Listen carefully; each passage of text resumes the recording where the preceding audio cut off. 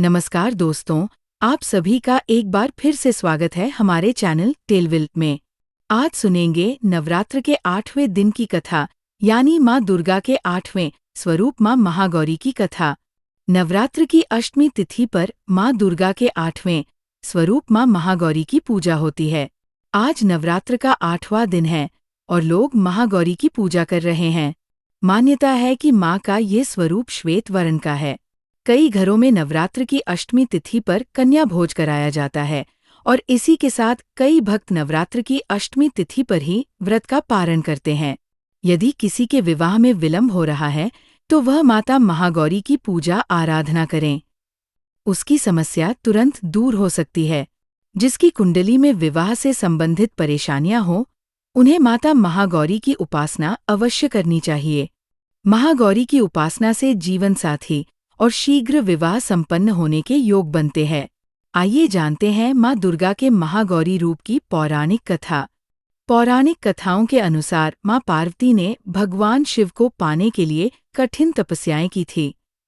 हजारों वर्षों तक माता ने अन्न जल ग्रहण नहीं किया था, जिससे उनका शरीर काला पड़ गया।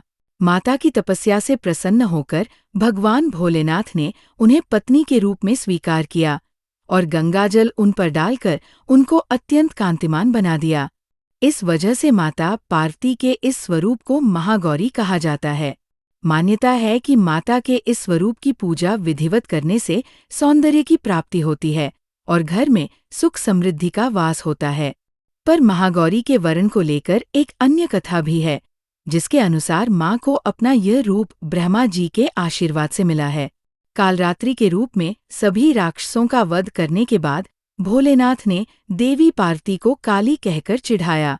इस पर माता ने उत्तेजित होकर ब्रह्मा जी की कड़ी तपस्या की।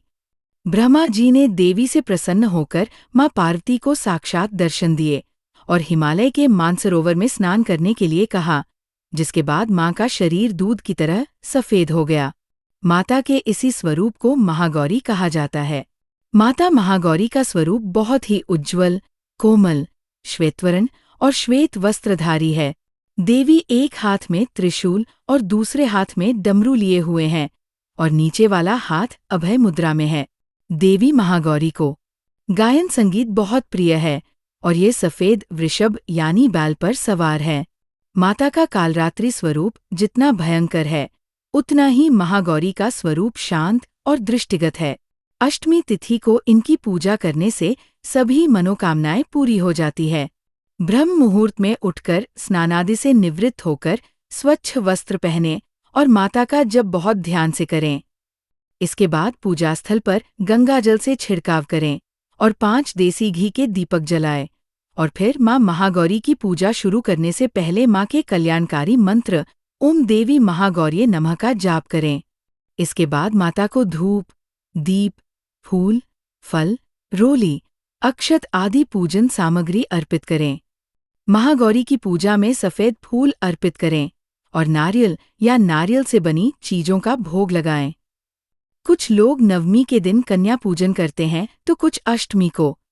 माता की पूजा में भक्तों को गुलाबी रंग के वस्त्र पहनने चाहिए। तो यह थी माता महागौरी की कथा।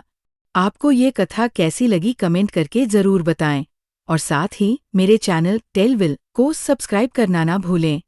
और हाँ, कल हम सुनेंगे नवरात्रि के 9वें दिन की देवी माँ सिद्धिदात्री की दिव्य कथा और उनके पूजन की विधि।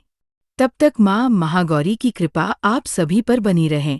जय माँ महागौरी, जय माता दी। धन्यवाद।